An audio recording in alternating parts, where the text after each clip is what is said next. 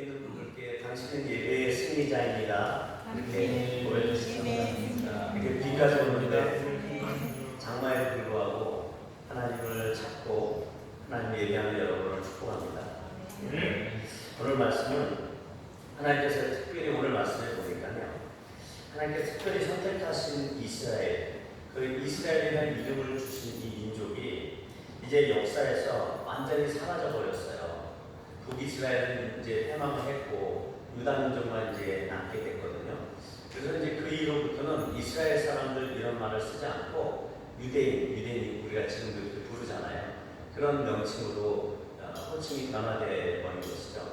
결국은 북이스라엘 그 마지막 왕 호세아는 강대국 그 아수르가 이제 약간 약해지는 것을 틈타서 왜 계속 조공을 들이고 있었기 때문에, 그래서 애굽에 있는 애굽의 왕 소에게 어떤 연락을 드리게 된 거죠. 연락을 주고 그렇게 아수르를 배반하고자 하는 그런 계략을 짜고 있을 때 아수르가 그걸 알게 돼요.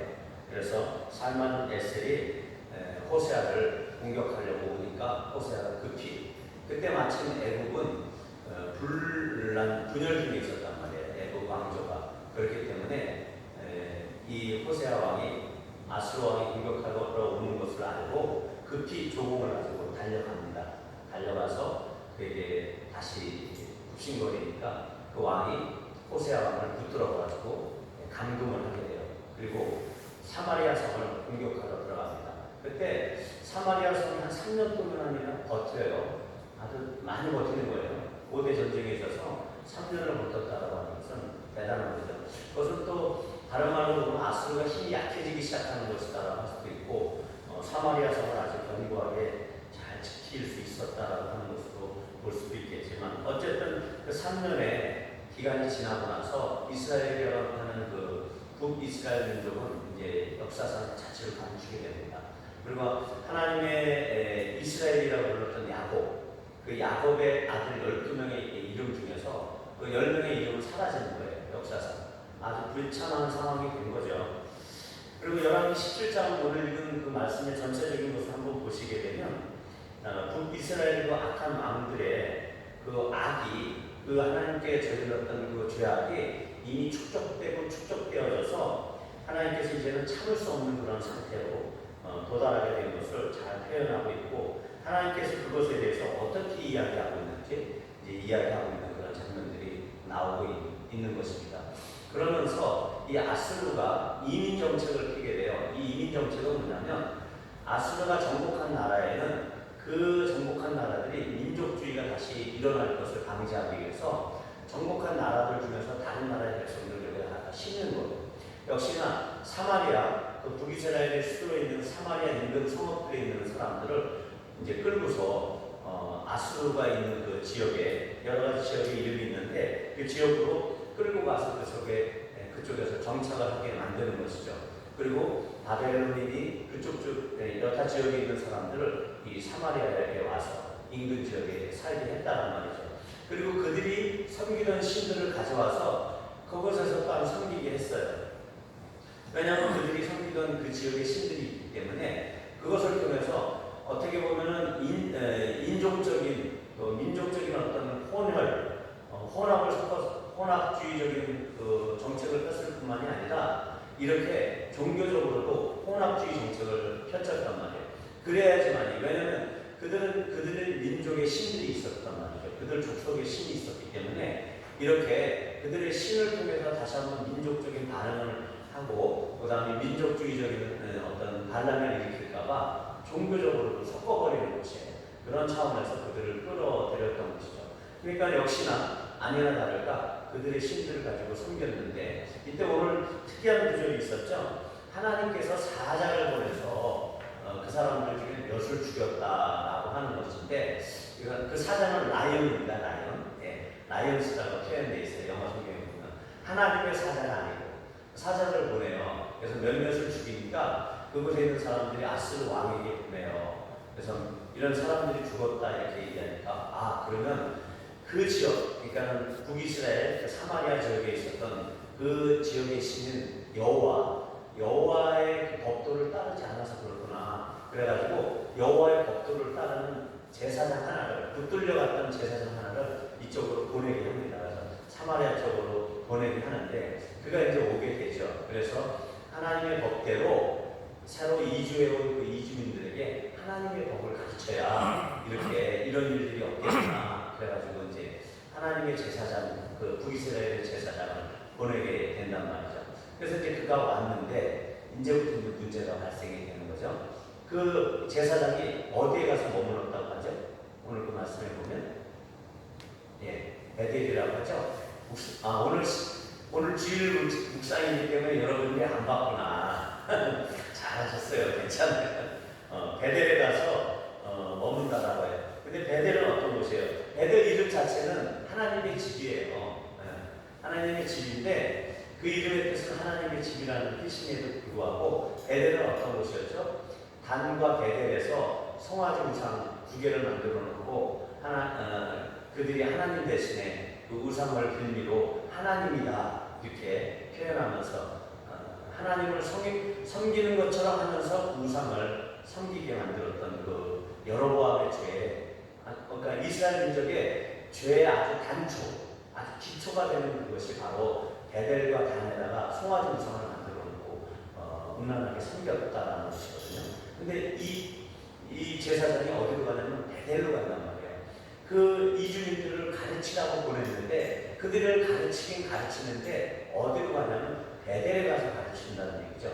그 의미는 뭐냐면 이 제사장으로 이미 그 북이스라엘의 제사장으로서 하나님을 온전히 가르치는 사람이 아니고 그들이 습관적으로 계속 섬겼던, 그들의 관습대로 섬겼던, 북이스라엘의 관습대로 섬겼던 송아지 우상을 가지고 그들을 가르쳤다는 것이죠. 순수한 여호와 신앙이 아니라는 것이에요. 물론 그 시대 당시에는 이미 아수르가 그 송아지 우상을 아수르로 가져간 상태에 베델에는 없었어요. 그럼에도 불구하고 그가 베델로 갔었다라고 하는 것은 하나님의 여호와 신앙을 온전히 가르치는 제사장이 아니다라는 것을 볼 수 있는 단적인 증거가 됩니다.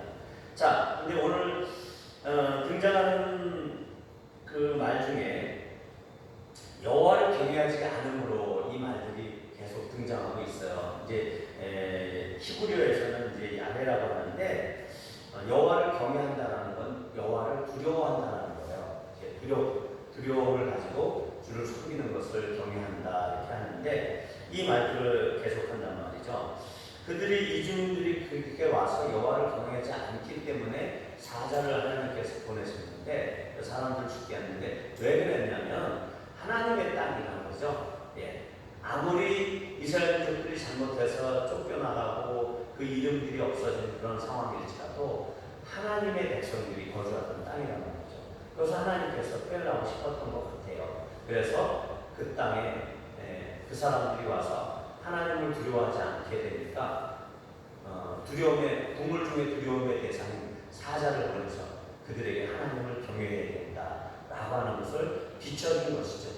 그럼에도 불구하고 그들이 하나님만 섬기는 게 아니거든요. 오늘 구절을 쭉 보시면 하나님과 더불어 그들의 신도 열심히 섬기게 된 것이에요. 자, 이 이주민들에게 그래서 두 가지 문제점이 있는 것이죠. 하나는 첫 번째 문제는 29절에 나와 있는데 그 위에 있는 29절에 나와 있는데 오늘 읽었던 구절은 아닌데 거기에 그러나라고 하는 이제 전환접속사를 통해서 이야기하는데 그들이 하나님의 땅에 와서 그렇게 살았어도 그들은 여전히 자기들의 신을 섬겼다라는 것. 여러 가지 신을 섬겼어요. 그들의 민족들의 그 중에서는 인신제사를 드리는 몰록이라고 하는데 그 인신제사를 드리는 그 인신제사도 해하고 이런 잡다한 종교들이 들어와 있었다는 게 이제 1차적인 문제죠. 또 한 가지의 문제는 32절에 나와 있는 게 또 여호와를 경외하며 이 말이 그렇죠. 또라는 말이 들어가는데 이 접속사 두 가지를 통해서 문제점 두 가지가 발견이 되는 거예요. 그들의 여러 가지 혼합 종교가 들어왔다는 거 첫 번째. 두 번째로는 거기에다가 또 32절 말씀에 여호와를 경외하는 것까지 섞였다는 것이에요. 여호와 신앙 자체가 또한 혼잡해졌다. 이런 두 가지 문제가 그 땅에 머무르게 된다는 것을 오늘 보여주게 되는 것이고 이 열왕기서를 기록한 포로기 시대에 기록했다는 바벨론 포로 시대의 유대 민족들이 기록을 했다고 말씀을 드렸잖아요. 그런 것처럼 그들이 남유다까지 포로를 당해서 그 바벨론에 갔을 때 이 기록을 했을 때 그 당시까지도 이 사마리아 땅에는 이 두 가지 종교의 행태가 여전히 있었다라는 것을 표현하고 있는 것입니다. 그래서 자기들의 신들을 섬길 뿐만 아니라 이제는 여호와까지 거기에 덧붙여서 이렇게 혼합적인 종교들이 그 땅에서 이루어지고 있다라고 33절에 정확하게 요약하고 있습니다. 자, 이런 문제점들의 원인을 오늘 어디서 볼 수가 있느냐면 오늘 등장하는 제사장 두 사람이 있어요. 이 제사장 두 사람을 통해서 우리가 이 문제점들의 원인들을 발견할 수가 있어요. 첫 번째 제사장은 이스라엘 제사장이었잖아요. 그래서 아스로 왕이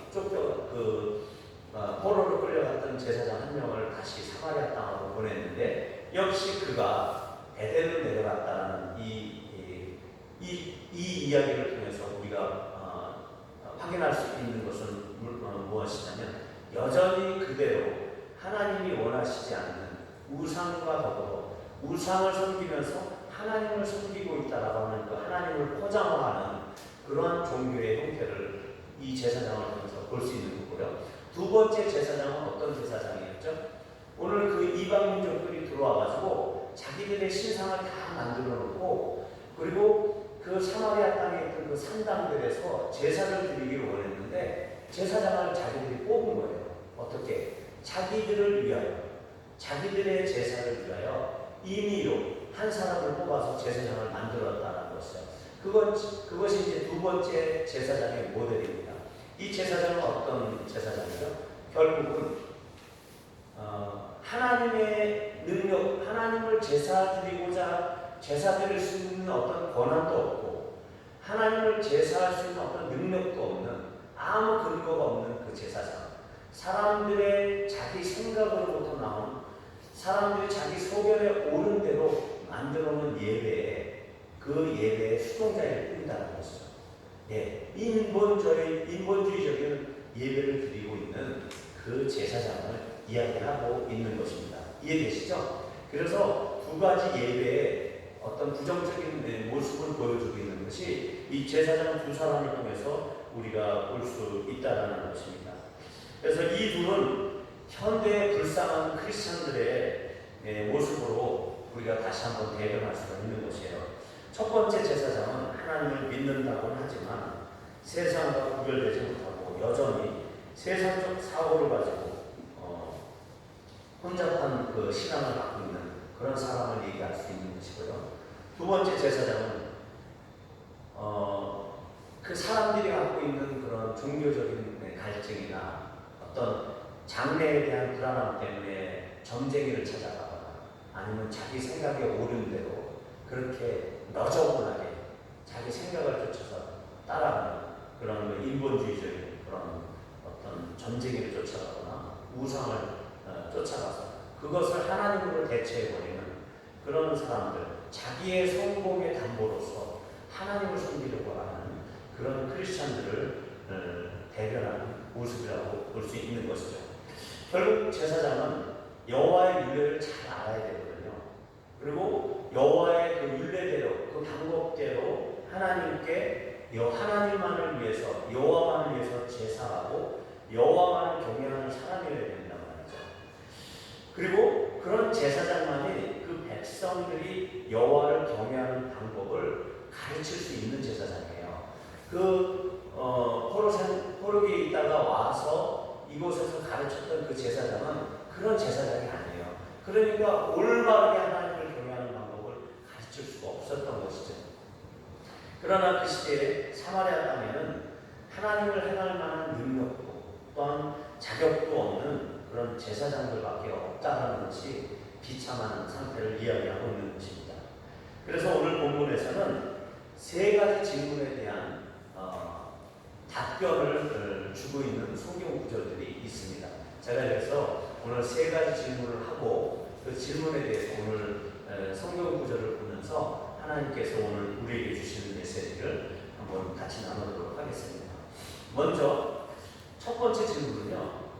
그렇다면 왜 하나님께서는 여호와만 경외하라고 하시는지 이것에 대해서 질문에 대한 답변이 오늘 39절에 나와 있습니다. 우리 함께 볼까요? 39절 같이 한번 읽도록 하겠습니다. 시작. 오직 너희는 여호와만을 경외하라. 그가 너희를 모든 원수의 손에서 건져내리라 하셨으나. 예.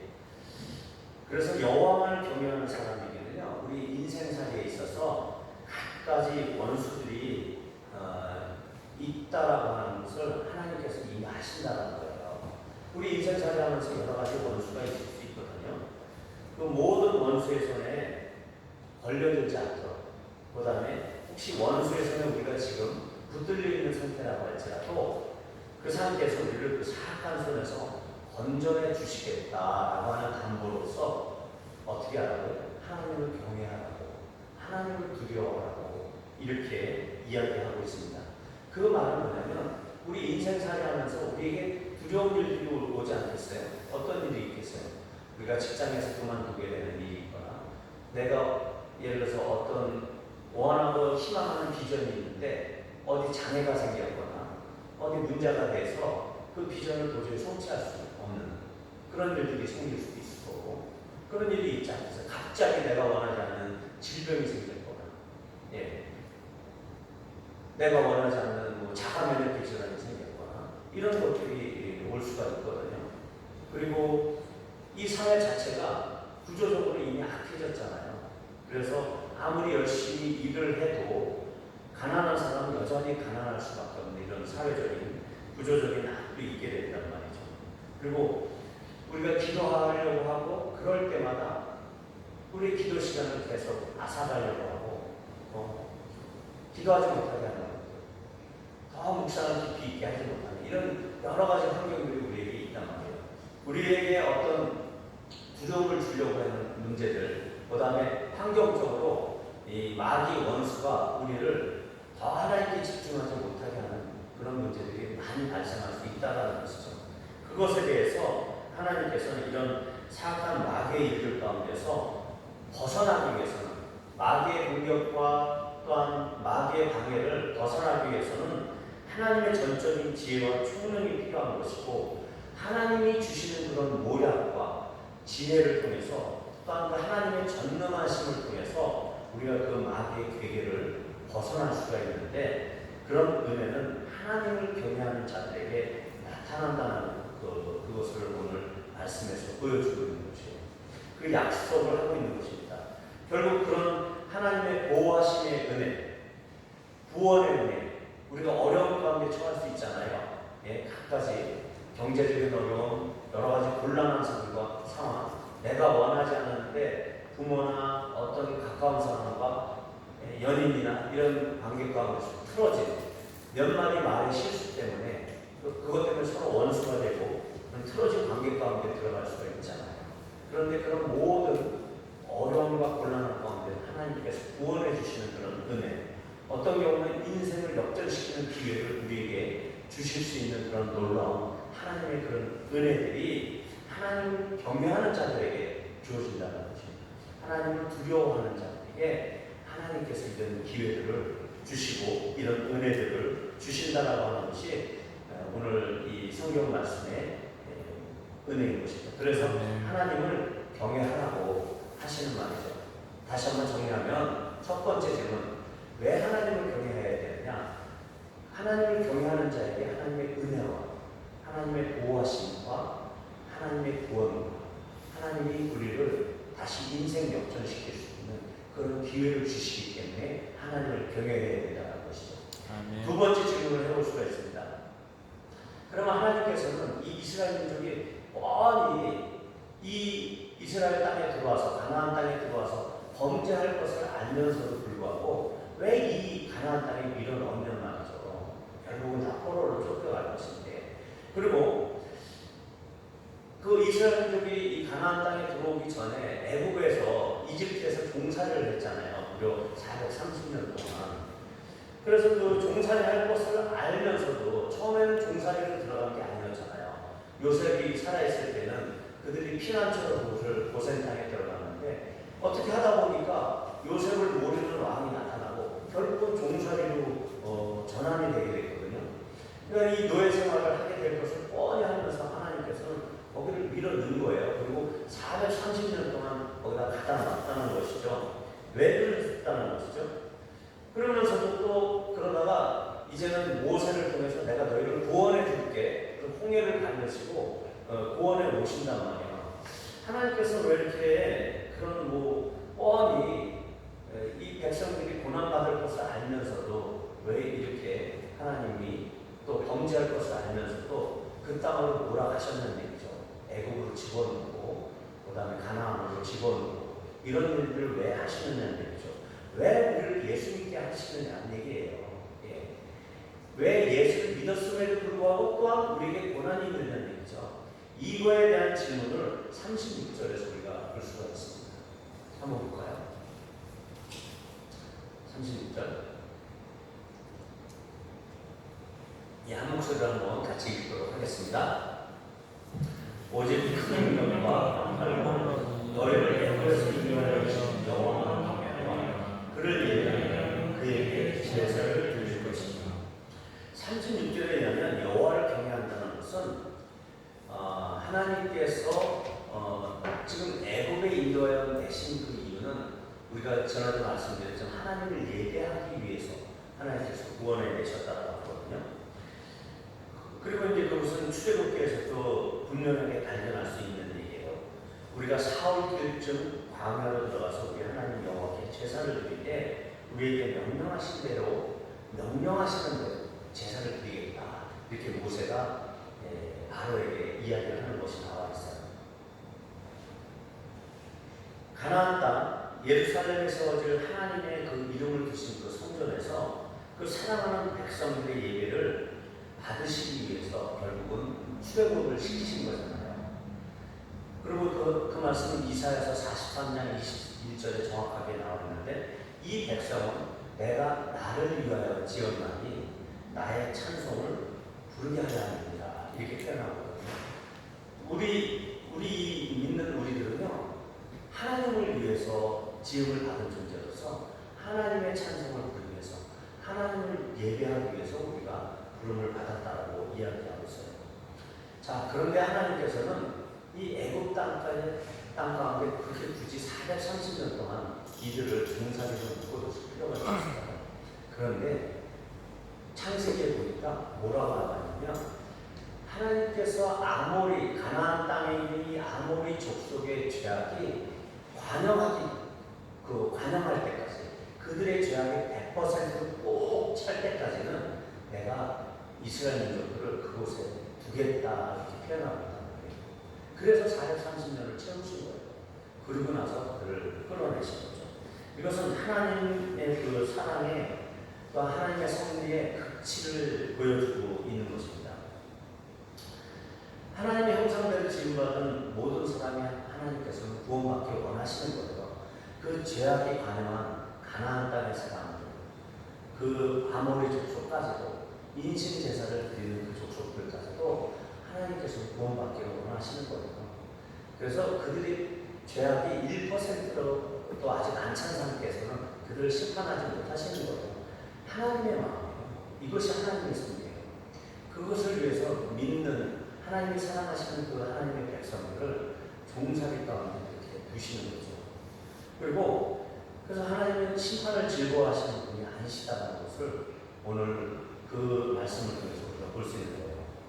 그의 백성들이 그래서 하나님께서는 그의 백성들이 죄악을 저지를 것을 알고 있음에도 불구하고 하나님께서 그래도 가나안에 보내시는 거예요. 왜? 가나안에 세워질 그 예루살렘에 세워질 그 성전에서 그들이 예배할 것을 보시면서 그들의 예배하는 것을 그들의 예배를 하나님께서 흠양하시면서 기뻐하시고 즐거워하시는 그 모습을 하나님을 더 부각하셨던 거예요. 그들이 죄악 저지를 것을 알고 계신 하나님이심에도 불구하고 그들의 죄악의 100%까지 참으시면서 그들이 그래도 하나님께 나와서 예배할 길을 기다렸던 거예요. 그래서 만약에 그들이 하나님의 성전에 나와서 예배할 때 그들이 드리는 헌물을 하나님께서 받으시면서 그 기뻐 받으시는 그 마음 때문에 그들을 다시 한번 축복하시고 그 축복을 받은 그 백성들은 다시 한번 그 기쁨과 즐거움을 하나님께 또 헌물을 드리고 이렇게 하나님께 드리고 받으면서 그 아름다운 교제, 아름다운 예배의 소통이 있는 이 모습을 하나님께서 더 바라봤다는 것이죠.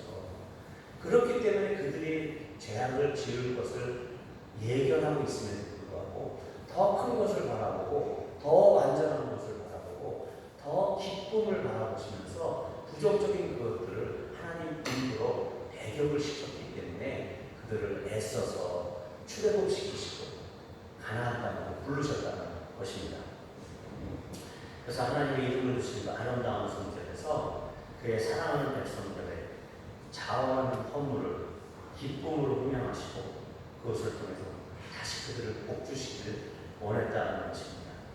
그런 아름다운 교제를 꿈꾸셨을 것이기 때문에 또 그들을 이곳 가나안까지 끌고 오신 것이 아닐까 이렇게 생각이 되는 것이죠. 우리 산골교회 이 예배의 자리에 기쁨과 감사와 자원함으로 나온 여러분 하나님의 자녀들, 여러분들은 이처럼 하나님의 영영한 기쁨의 대상이고 넘치는 복을 받은 존재인 것에 대해서 믿고 확신하시기 바랍니다.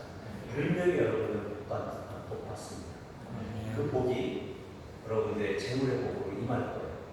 그리고 여러분들 자손이나 여러분들 주변 사람들이 복을 받는 그 일들로 다 흘러가게 될 것이고 그러니까 걱정하지 마시고 온전한 예배와 하나님의 소통하는 예배 가운데 초점을 맞추시면 될 거라고 생각이 됩니다.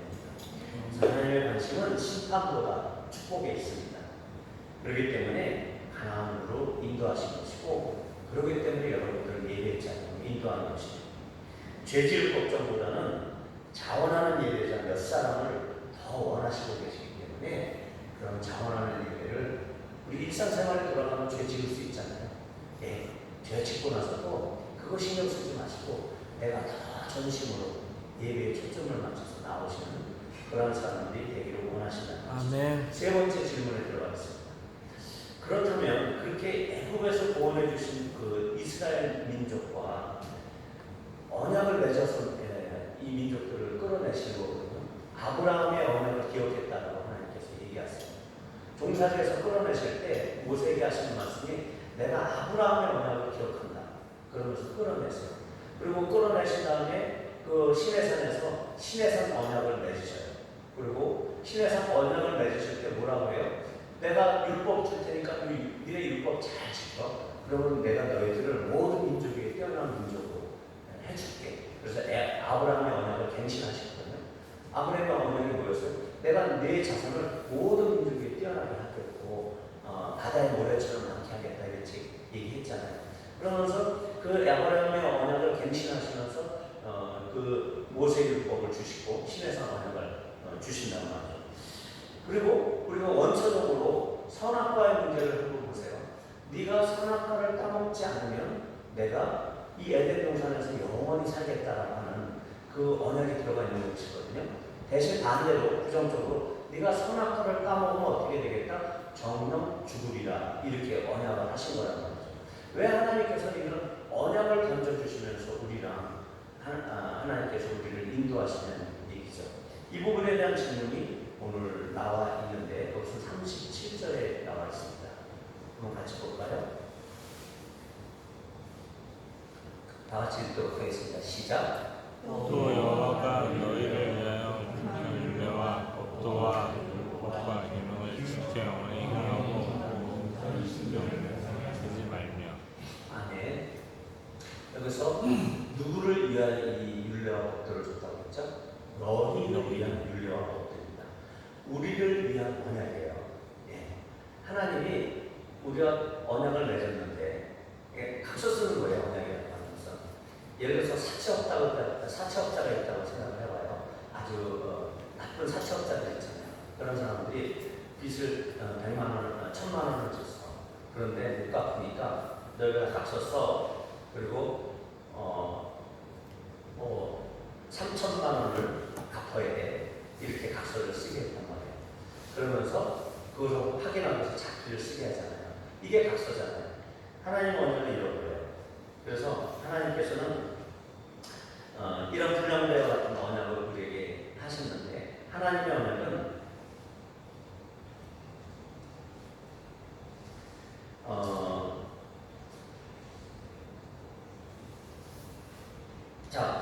먼저 그렇다고 하면 다시 한번 질문에 들어가서, 그런 식으로 선악과 언약이나 모세 언약을 맺자고 하시고 너 그거 어기면 정령 죽을 거야 하는 식의 그 명령이나 율법을 하나님께서 왜 만들어서 서로 고생해요? 우리도 고생이잖아요. 율법 없으면 죄를 모르니까, 선악과를 따먹지 않았으면 죄를 모르니까 우리가 속이 편했을 텐데 왜 하나님께서는 이렇게 선악을 따먹지 말라고 하는 이런 것들을 주셨냐면, 하나님도 고생이죠. 예. 아담도 그 죄의 대가를 치르느냐고 고생이고, 우리도 마찬가지고, 그렇게 고생을 하는데 서로 이렇게 보상을 하는 것을, 그런 아주 언약 따위가 아주 없었다라고 하면, 율법이나 이런 그런 것도 없었다라고 하면 좋았을 텐데 왜 이런 걸 주시고 나서 우리를 고생시키냐 말이죠. 그래서 결국은 하나님께서 과연 왜 그러시는지, 이것이 오늘 37절에서는 뭐라고 표현하고 있냐면 우리를 위한 각서라고 이렇게 표현하고 있는 것이죠. 하나님의 언약을 잘 생각해 보세요. 결국은 우리를 복 주시려고 하는 언약 아니겠어요? 예. 아브라함의 언약도 있고, 선악과 언약도 결국은 우리를 그 에덴에서, 기쁨의 땅에서 영원토록 살기 위해서, 그 생명나무를 먹으면서 영원토록 살기 위한 그 우리를 위한 언약이었단 말이에요. 율법을 잘 지키기만 하면 우리는 모든 민족에 뛰어난 사람들이 됐을 거란 말이에요. 그 이스라엘 민족은. 그럼에도 불구하고 하나님께서는 이것을 주셨음에도 불구하고 하나님께는 불리한 거였어요. 왜냐하면 아브라함이 우상 숭배, 아브라함을 불러낼 때 그 갈대아 우르로부터 하나님을 불러내셨거든요. 그 다음에 우상 천지, 우상 천국이었던 그 애굽으로부터 불러내셨거든요. 그 다음에 야곱과 같은 경우는 그 에서의 복수의 칼날에서부터 구원해내셨거든요. 야곱을. 그 다음에 예수님께서는 우리의 모든 죄악성으로부터 우리를 구출해내셨단 말이에요. 그래서 어떻게 보면은 일방적으로 하나님은 자신이 해주시기만 했지 자기가 얻는 이득이 없었단 말이에요. 결국은 불공정 언약이에요. 불공정 각서예요. 그 사채업자는 그가 이득을 얻기라고 하지만 이 하나님과 우리의 각서는 하나님은 전혀 이득이 되는 게 없었단 말이에요. 그렇게 일방적으로 우리에게 이득이 되는 이런 불리한 각서임에도 불구하고 하나님께서는 왜 이것을 주셨고 왜 이것이 불리하냐, 그것을 다시 한번 볼 수가 있는 것이죠. 자기 자신의, 하나님 자신의 그 지극히 사랑하시는 그의 아들, 한 번도 하나님을 떠나보신 적이 없는 그 하나님의 외아들을 하나님께서 그 먼 객지로 험악한 강도들이 있는 곳으로 하나님께서 보내시는 거예요. 그리고 그 먼 타향으로 보내서 거기서 그 아들을 죽게 하시고 그 아버지와의 그 깊은 단절, 그 아버지의 깊은 교제를 이제는 단절시키시고 그 단절을 그 아들을 통해서 그 아들이 그 하나님과의 깊은 사랑을, 그 사랑의 단절을 경험하시게 하는 그 일들까지 행하시면서 불리한 대화를 하신 거예요. 엄청난 불리한 이야기예요. 이거는 하나님께서 이 언약을 통해서 우리의 죄악성으로부터 우리를 끌어내시고 구출하셨다라고 하는 이 각서는요, 엄청난 대가 지불하는 각서라니까요. 하나님 앞에 있어서는 엄청난 손해보는 각서예요.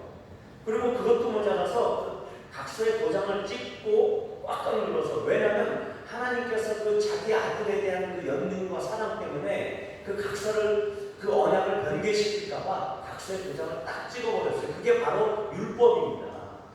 왜 그 율법이 그러냐면, 율법에는 도덕법이라는 것들이 있고 시민법, 의식법 이런 것들이, 의식법 안에는 제사법이라는 것이 있는데, 그 도덕법이나 시민법 같은 경우는 인간들끼리의 죄를 지었을 때 서로 상하게 하거나 서로 남을 해치거나 이런 걸 하지 말라고 하는 그 도덕법, 시민법이란 말이에요. 그것은 뭐냐면 그것도 하나님의 사랑이 담겨져 있는, 우리를 향하신 하나님의 풍성한 사랑이 담겨져 있는데, 무엇보다도 그 의식법 안에, 그 제사법 안에는 어떤 것이 있냐면, 그것이 분명하게 드러나는 것은 예수 그리스도께서 십자가에 달아서 피를 흘리시고 난 다음에 어떤 일이 발생이 되냐면, 그 율법 안에 있는 그 모든 그 제사법 안에, 특히 희생양을 드리거나 이런 그 희생 제물을 드리는 것 안에는 예수 그리스도의 보혈이 그 안에 담겨져 있는 것을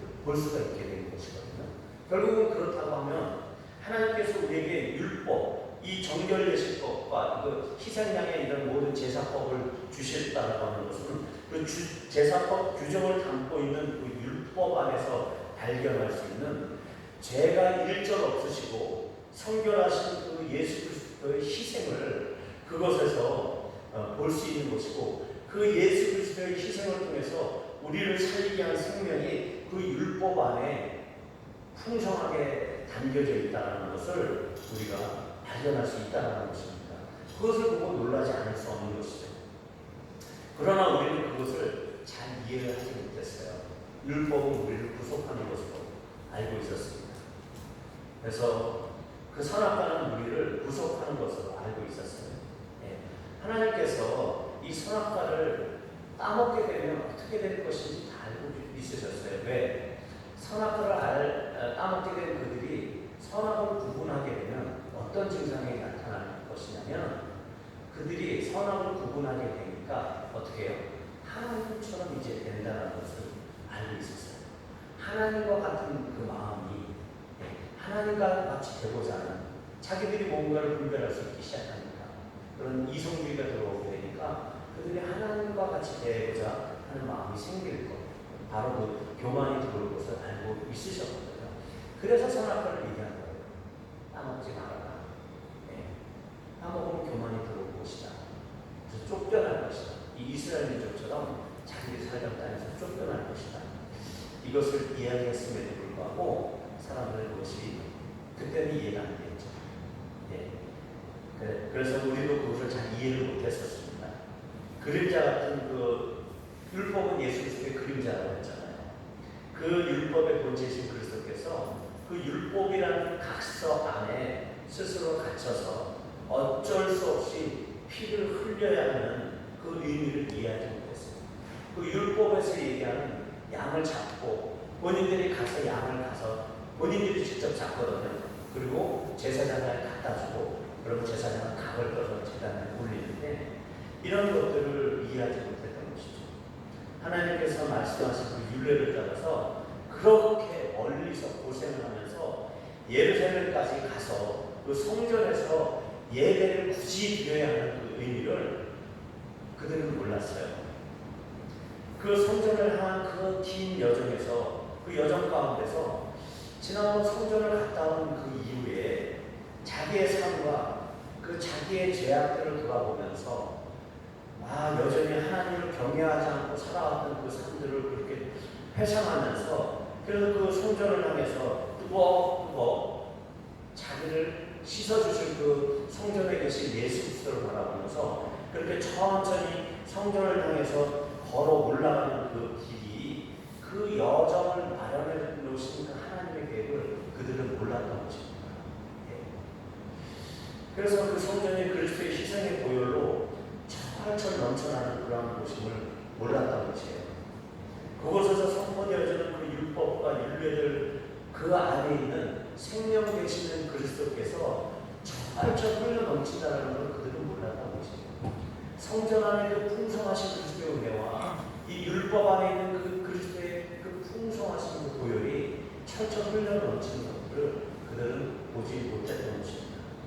그래서 그들과 똑같이 우리는 하나님께서 원하시는 그 온전한 예배를 사모하는 것보다는 편의적인 것으로, 우리의 인간적인 생각으로, 기회적인 생각으로, 기회주의적인 그런 생각들로 더 악한 일이 있으면 그것을 쫓아가는 것처럼 우리의 예배를 그렇게 대체하면서 살았다는 것이에요.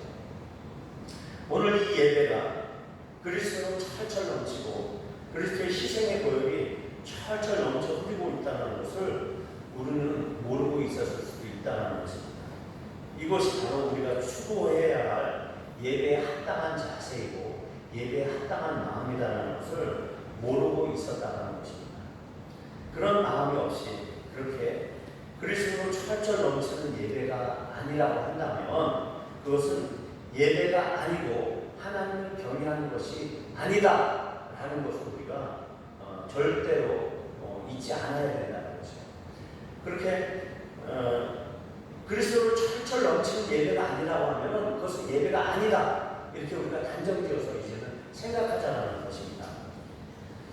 그러면 혹시 여러분 가운데 이곳 높은 산 좋은 꼴 교회에서 드려지는 모든 예배가 영적으로 충만한 예배, 진리로 충만한 예배가 아니라고 한다면 그렇게 판단된다라고 한다면 여러분들은 빨리 이 자리를 떠나서 다른 예배의 자리로 가셔야 돼요. 그래서 영적으로 충만하고 진리가 충만한 그런 예배의 자리가 있다고 하면 대한민국 저 끝이라고 할지라도 그것을 쫓아가셔서 그쪽에서 예배를 드려야 되는 것이죠. 예, 하나님의 성전이 있는 곳으로 가야 된다는 것입니다. 예, 이 땅에 그런 예배 드릴 장소가 없다라고 하면 그 예배 드릴 장소를 향해서 저 미국까지도 가서 그렇게 예배를 드려야 된다는 것입니다. 그런 예배, 하나님의 영으로 충만한 예배가 아니다라고 하면 우리는 그런 예배는 예배가 아니다라고 생각을 해야 된다는 것이에요.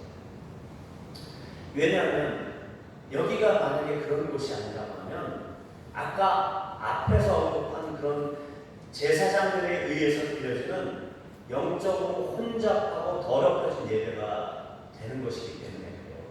예, 이해되시죠? 그러니까 그런 예배가 드려지는 예배의 장소가 아니라고 하면 이미 혼잡한 예배의 장소가 되어버린 것이에요.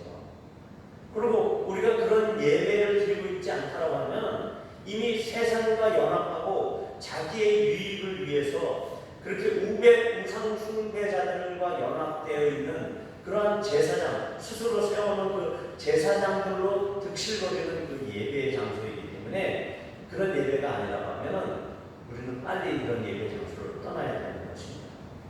그러나 반대로 우리가 이곳 높은 산 좋은 곳 예배에서 드려지는 예배가 늘 신령한 진리와 또한 신령과 진리로 충만한 그런 예배라고 우리가 믿겨지고 그렇게 확신이 든다고 하면 여러분은 더욱 이 예배에 있어서 온 정성을 다해서 예배를 드려야 된다는 것입니다. 모든 예배 때마다 여러분 자신의 몸을 각을 떠서 제단에 올려놓고 싸그리 태워버리는 그런 번제를 드려야 된다는 것입니다. 그렇지 않으면 예배는 타락할 것이기 때문입니다. 그렇지 않으면 그 예배의 타락으로 인해서 결국 우리의 삶은 대적 마귀의 그 노리개로 전락하게 될 것이기 때문에 그렇습니다. 하나님을 아까 말씀드린 경외하지 않으면 그것은 마귀의 노리개가 된다라고 아까 말씀드렸던 것처럼 그리고 그에 대한 결과도 여러분들은 먼 타국으로 쫓겨나는 삶이 될 것이에요. 결국은 그 쫓겨난 그 먼 타국에서 그들의 탐심과 우상에 찌들어 살다가 결국은 하나님이 주시는 그 엄청난 복과 지혜와 은혜와 관련 없는 그러한 인생들로 마무리되는 그런 쫓겨난 삶이 된다는 것이죠. 그것의 처음 시작은 예배를 하나님 앞에서 이렇게 정성스럽게 드려야 된다는 것이죠. 이것이 바로 이스라엘 역사가 우리에게 주는 교훈인 것입니다. 북이스라엘의 멸망과 더불어 다시 한번 강조하지 않을 수 없는 것은 이렇게 예배의 온전한 회복에 있다는 것이죠. 37절에서 39절 말씀을 다시 한번 보도록 하겠습니다. 한번 위를 보시겠어요? 우리 함께 한 목소리로 다시 한번 보도록 하겠습니다.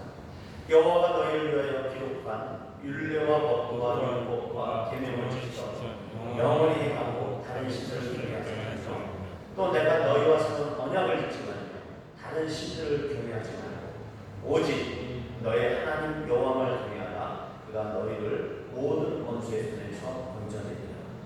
우리는 이것을 잘 이해하지 못했었습니다. 율례와 법도를 지키라는 이유를 또 예배를 성실하게 드려야 된다는 그 이유를 잘 몰랐어요. 그래야 세상을 추구하는 마음이나 탐심과 어리석음 이런 것들, 이런 우상들에 빠지지 않게 된다는 것을 우리가 잘 몰랐습니다. 계명을 지키는 것과 예배를 예배답게 드리는 것에 대한 심각함에 대해서 우리가 잘 몰랐어요. 이것이 우리를 대적들로부터 보호하는 능력이 될 뿐만 아니라 우리에게 지혜와 총명을 우리에게 불러들이는 그런 비책이라는 것을 우리가 알지 못했었습니다. 어리석게도 하나님의 방법을 떠나서 나의 방법을 그리고 나의 의견에 옳은 대로 살아갔다는 것이죠. 우리는 하나님 아버지 그분의 눈에 넣어도 아깝지 않을 존재들입니다. 그리고 그분을 그래서 섬기도록 부르심을 받은, 그래서 그분을 경외하도록 그렇게 부르심을 받은 하나님의 백성들입니다.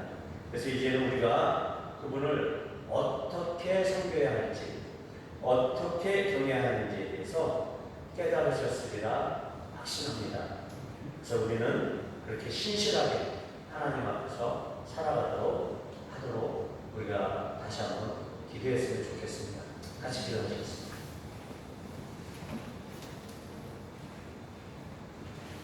잠시 기도하겠습니다.